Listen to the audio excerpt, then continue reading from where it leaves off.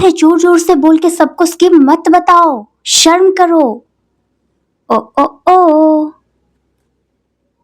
Sorry aunties, पर आज तो मैं सबको ये लॉजिक लेस स्कीम बताकर ही रहूंगी। पूरे इंटरनेट के सामने आज मैं वो राज खोलने वाली हूं जो तुमने छिपा कर रखी है। तो जुड़े रहिए मेरे साथ, क्योंकि आज स्कीम रिवील करेंगे और असलियत सामने लाएंगे। नमस्ते दोस्तों, तो कैसे हो आप लोग? अच्छे हो ना? मस्त रहना एकदम। पहले बात करते हैं हमारी सोसाइटी की टॉप 10 साइंटिस्ट की, हमारी आंटीज की। इनका लॉजिक सुनिए। लड़की अगर पीरियड्स में किचन में गई तो अचार खराब हो जाएगा। बैक्टीरिया का सारा फोकस सिर्फ अचार पर क्यों होता है? अगर हम लोग पीरियड्स में इतने अदृश्य शक्ति के अधिकारी हो जाते हैं जो किसी को छूने से वो चीजें खराब हो जाता है, वो ध्वंस विध्वंस हो जाता है, तो मैं पहले आप लोगों को ना छू दूं, डियर आंटीज, और वो सारे हवस के भूखे लोगों को मैं नष्ट ना कर दूं। एक तरफ तुम लोग कहते हो कि पीरियड्स अशुद्ध है और दूसरी तरफ वही लड़की तुम लोगों को रोटी सब्जी बनाकर देती है। ये पार्ट टाइम प्यूरिटी का सर्टिफिकेट कहाँ से मिलता है? और भाई इनका डबल स्टैंडर्ड तो देखो। एक तरफ घर के औरतों को पीरियड्स में अछूत घोषित कर देते हैं और दूसरी तरफ माँ कामाख्या देवी के दरबार में जाते हैं जब माँ खुद अपनी मेंस्ट्रुअल साइकिल में होती है। तब हम दूर दूर से उनके दर्शन करने जाते हैं।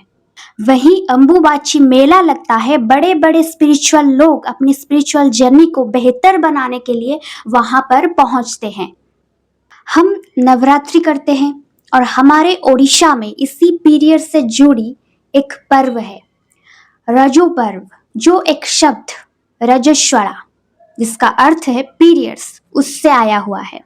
रजो पर्व जो हर साल जून 14 को आता है और वो 4-5 दिन भूदेवी खुद अपनी मेंस्ट्रुअल साइकिल में होती है और उनके सम्मान के खातिर, उनको सम्मान देने के लिए वही 4-5 दिन एग्रीकल्चरल काम और किसी भी ऐसा काम नहीं किया जाता जिससे भूदेवी को कष्ट हो।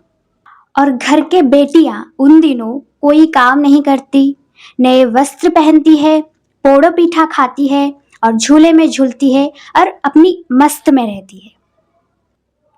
और इस बारे में मैं अगर बताने बैठूं तो शायद वीडियो लंबी हो जाए।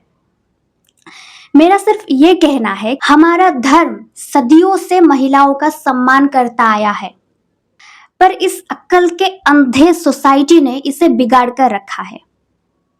अंध भक्तों की तरह अपनी आंखों पर पट्टी बांधकर मत बैठो। धर्म रिस्पेक्ट सिखाता है, छुआछूत नहीं। जब आप इन अक्ल के अंधे लोगों से लॉजिक पूछो तो एक ही जवाब मिलेगा कि हम लोग अपने दादी नानी के टाइम से मानते आ रहे हैं तो मानना होगा।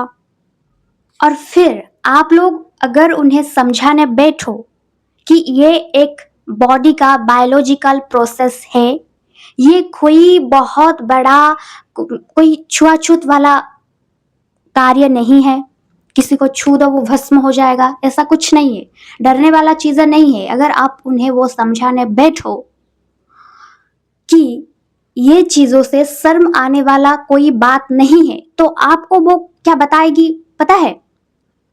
मैंने ये खुद सुना है।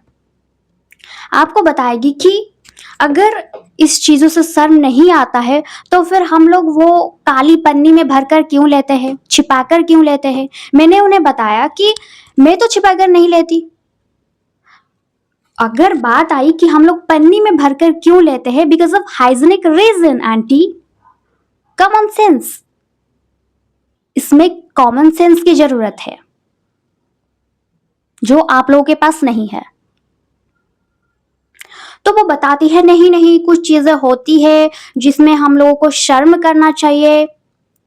सही पकड़े हैं, कुछ चीजें होती है जिसमें हम लोगों को शर्म करना चाहिए और वो चीजें हैं कि हम लोग जब मोहल्ले में बैठकर एक वुमन सेंट्रिक वर्ड्स, जिसे हम लोग बैड वर्ड कहते हैं, गालियां कहते हैं, एक वुमन की हर बॉडी पार्ट की हम लोग एक दूसरे नाम रखे हैं और हम लोग उन्हें कूल तरीके से और हंसी ठहाके के साथ, अपनी बच्चों के साथ, अपनी परिवार के साथ, अपनी सहेली के साथ वो भाषाओं का प्रयोग हम लोग करते रहते हैं और हम लोगों को वहां शर्म नहीं आती, वहां शर्म आना चाहिए। और हम लोग किसी और की घर की बातें, किसी के घर में क्या चल रहा है, वो कैसा है, वो कैसी ड्रेस पहनी है, वो कहाँ जा रही है, वो किससे बातें कर रही है, किस टाइम पर आ रही है, किसी दूसरे को जज करना, किसी दूसरे के बातों पर अपना दिमाग लड़ाना, अपना उंगली घुसाना, अपनी काम को छोड़कर वहां शर्म आना चाहिए।